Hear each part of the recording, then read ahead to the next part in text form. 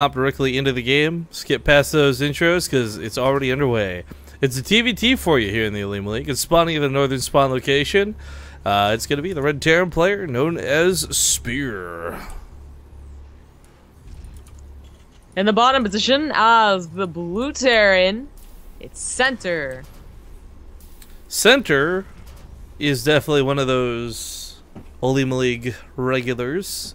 Kind of talked about not seeing some today, missing out on Gumiho and others, but Center's had his fair share of OlimoLeague victories. Definitely a good player.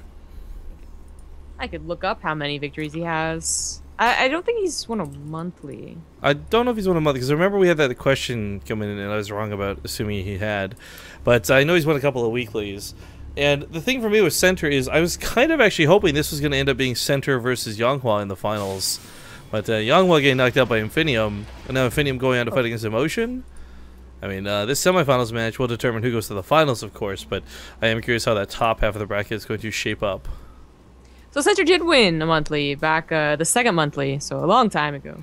Which probably I don't remember. And besides that, just one or two more of the weeklies. So he's been in a lot of them, very consistent, but he's been beaten out by, I guess, other Terrans. I guess if TVT is your worst matchup, you probably don't want to play in the OlimoLeague. Or maybe you do, because you get the practice. But point is, you know, we have Journey, Salvation, Marine King, Gumiho. Center does kind of get, you know, he's like the fifth child trying to scream at mommy. Dude, MVP is basically like Millennium, but for Korea, right? Like, it's all the Terrans. Jesus. It's true. That is true. But speaking of which, where's True? No, actually, seriously, where are all the Zergs? Yeah. For once. We have all the Protoss and the Terrans, but all the Zerg, like, no Zerg showed up.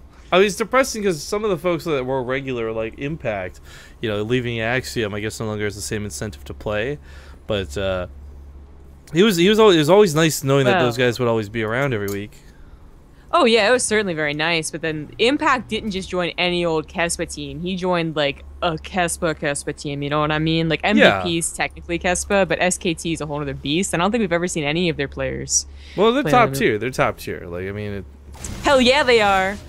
I imagine, though, there's probably something along the lines of, like, look, you guys maybe can win $50 in a weekly, but we don't want you giving away build orders because winning Pro League is way more important. Yeah, I bet that's exactly the thing. And he's also, Impact, I don't know if he can play in this round. So far he hasn't, I'm pretty sure. But, you know, you have that whole, like, kind of probation period almost. It's like when he joined Axiom for the Acer Team Strike Up, too. Yeah, that's right. That was so long ago now. God, I'm gonna have to get used to saying SKT Impact, which is awesome because SKT is my favorite team. But SK Timpax. SK. Oh man, if he had joined MVP, it would have been MVP Impact. Oh! Opportunities missed. All right, Reaper gets into the main for Center. Not gonna see too much, unfortunately. For him right now, the biggest fear is he is playing greedy. You know, he took that much earlier command center. There's a big risk that one base like 1-1-1 or a drop or something comes his way, and there's going to be an attempted drop. But it's very important that he scouted to see that there wasn't a Banshee ready to go, that there wasn't, you know, 2 factories down or anything quite so crazy. Yeah, well, a little surprising that there aren't any Banshees out. I mean, even the air in general is taking its time getting here. You know, the first Viking finally popped out now. I'm going to try and take care of the medevac. Only after the SCVs are, at the very least, pulled away. So at least it did something to the economy, even if it isn't the greatest thing in the world. Now, Center, surprisingly, he was pulling back to defend this and then got distracted by something. So I don't know why he let them so far up here, but maybe more as a bait than anything else.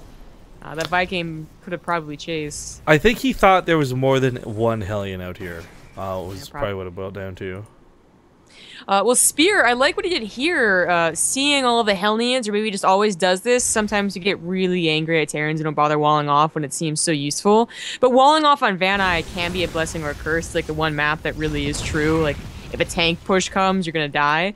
But seeing as many Hellions as there were, then walling off was the A+ choice here. And Spear doesn't have to worry nearly as much. He can just continue to micro this drop. Oh, this sucks. You know, back at home. This sucks so bad for Center. I don't think he got to see the tank fire. But he was all the way across the map, ready to get on those depots, ready to go gung-ho. He's forced to come back home to deal with this drop. Which, by the way, has been a very big nuisance. Didn't even realize he had hit the Widowmine behind that satellite dish, but I think that was the point. Didn't want anyone to see that bad boy. Yeah. Nice pick off, full medevac. Kind of expected that after he got the first Viking. I thought it took a while. But they were both distracted by multiple things. But again, Spear with that wall off just saved him a lot of headache. They would have run past that single tank and done some damage to the mineral line. As it is now, Spear got away with a faster third CC to make up for his slower natural. Kind of this thing we see in TVT a lot. It's going to be Mech versus Bio, I believe. Although technically Spear hasn't chosen yet. Well, I mean,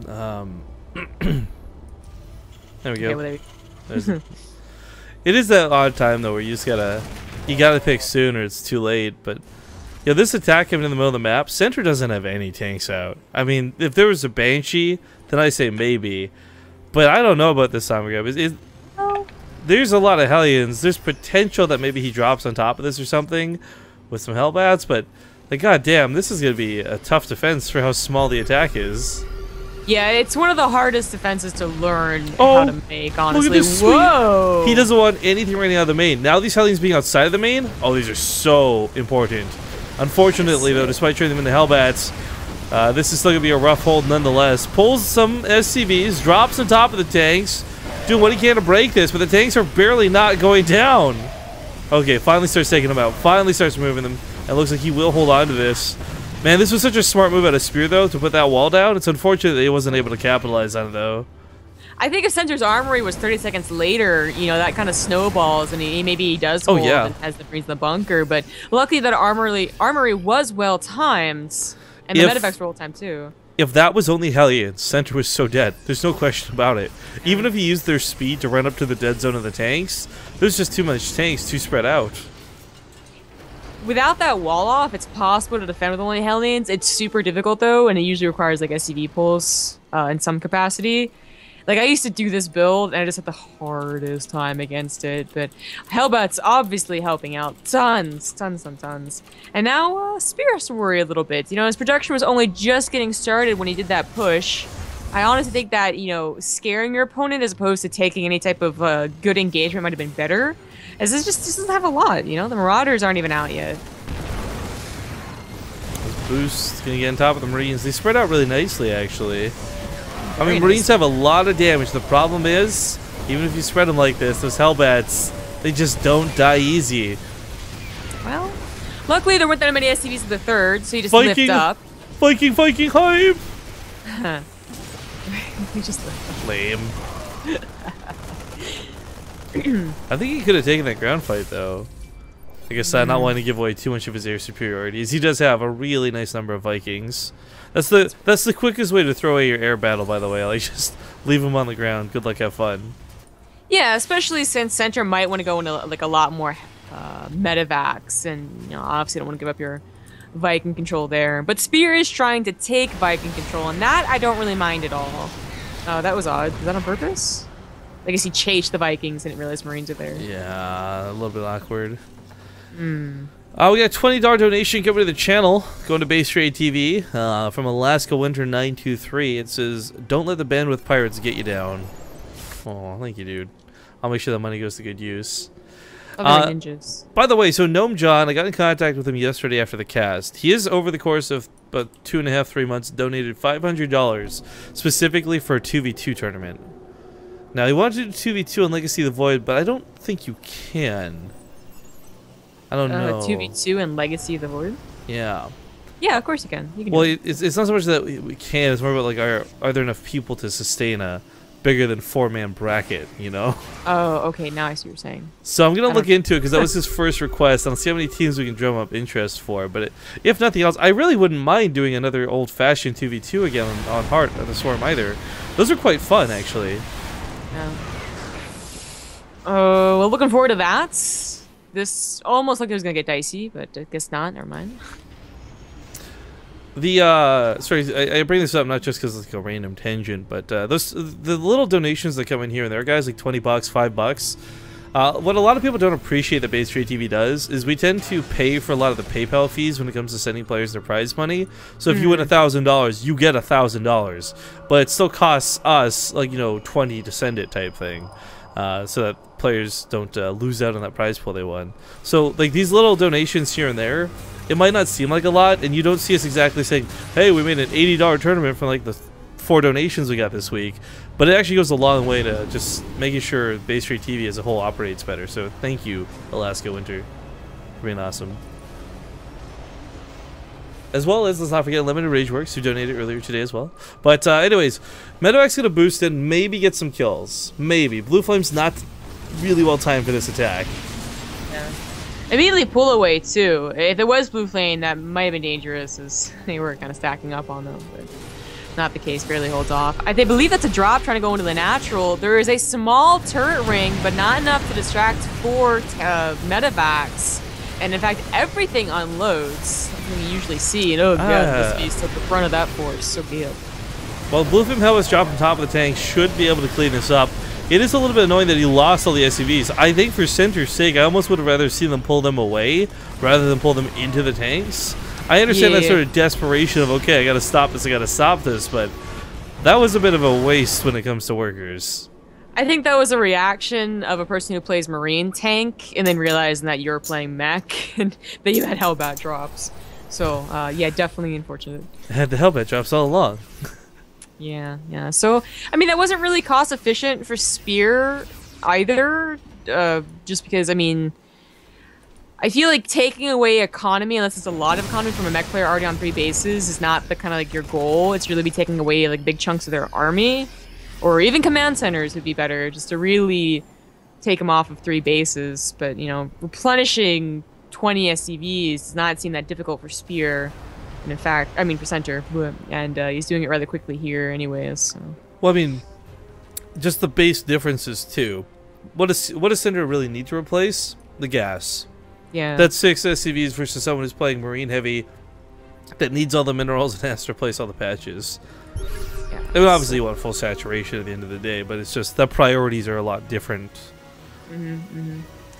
Well, the army's moving in here for Spear, but it's kind of getting to that point that we usually, of almost no return that we usually see. You know, if Mech gets the +3 upgrade, they get a lot of Medevacs and Hellbats and Blue Flame, and they're maxed out, then they kind of seem like they have an unbeatable force, to be honest. Byun's been the only guy that really made it look almost silly. But that's because he had like a perfect split scenario. That rarely ever happens. So I'm a little worried for Spear here, and how he's going to control this. I mean, that air control's just not there like it was before to shoot down the Medevacs. This army is split, and let's keep in mind while this is going on, yo, Center's not even fighting with his final form. This isn't even my final form, bro. He hasn't dropped a single Hellbat. Yeah, and that wasn't with upgrades either. So I mean, that was just really like a baby push compared to what Spear really is going to have to go up against. Now, if Spear had started an air transition 2 minutes ago, then you know, this is perfect. This is buying time for getting like your own Vikings and like Banshees or even battle cruisers. If the game is really going to go on for that long, but he has not started it. He doesn't look like he wants to start it. There's no extra starports. In fact, if anything, there's an extra tech or a factory, which is a little interesting. Like, tanks are okay against mech, but they're usually not, I don't know, the end-all be-all. But we'll see what he does with a tank-heavy composition. Drops just aren't really working out that much with Hellbat drops available to mech anymore, too. Like, they just follow the drop themselves, and they seem to do okay. It's still, man, it just feels like Byun is the only person we've seen play Bio and crush this. I don't think mech's an auto-win by any means. It's really actually difficult to play against someone who's very aggressive. But it is one of those things where we're not seeing Spear be able to take these engagements the way he needs to. Yeah. Well, to be fair, he hasn't been forced to take one that he really needs. Can I phrase that correctly? Point is, you're not gonna push into a mech player, right? Like, yeah, that's not usually your goal unless you're overwhelming. You know, like 5 minutes ago. Not when you're both maxed out. He does have to wait until Center messes up. Well, I like this. He almost tries to bait a fight out of the main engagement and does unload in the main. Picking off tech labs, picking off reactors, always gonna be annoying, but sadly, as we see, those Hellbats are just so good to respond with. Yeah, exactly. Honestly, this is the thing that you do to buy time. And I don't want to ever like say that drops are bad, but they're not that useful either. You know, they're not surprising Center and getting like 20 SCV kills. They're just pulling them back for a second, which I don't know if it's really helping Spear. I guess he could be waiting for his upgrades, which are always going to be good. You know, that's not bad. It's just that I'm still not sure his composition is going to be prepared. He's got to take an engagement out in the best concave he can, which would be out here on Van Eye. He's starting to run out of those concave positions. The unsiege things are a little bit questionable, but as we can see, they still work out in pretty nice engagements.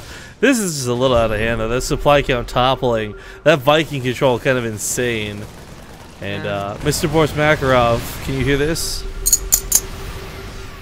Ching ching. Yeah. We got a shout out to Beatles Fist, by the way. Beatles_Fist, brand new sub to the stream. Welcome, my friend. We did recently send out the best of 69 replay pack. If you missed that because you've subbed only today, send me a PM and we will gladly hook you up with it. But that tank line gonna siege. These Marauders, they're doing work. Marauders are doing God's work. They take out the Thor, they take out the most of the tanks, but you know, those Hellbats, well, that number dwindled temporarily. It was because he was chasing around these like 2 Marauders and a Marine stemming around the main. Now he can start rallying his reinforcements to the front lines, and this is just snowballing so hardcore in the favor of our blue Terran player. Yep, and Spear never really had a humongous economy behind this. You know, he had only barely gotten a 4th base, it wasn't even at the gold. So whereas remaxing is usually faster for the bio player, it just wasn't. I mean, Center didn't even really lose all that much army in the grand scheme of things when all of it was back at home, or a good portion was back at home. No. Oh my god. Oh, please don't run into that Hellbat. Please don't do that. No, don't do that. Okay, well, unfortunately, Hellbat attack is kind of derpy, so that didn't work out so well. Vikings still not landing on the ground very much on purpose. He's looking to snipe off any medevacs, any Vikings. It's so hard for someone like Spear to play this game out, but to do it without medevacs, no less. So, GG, Center rocks the Casbah and takes game number 1. Rocks the Casbah. Yeah, dude. Just wait. Next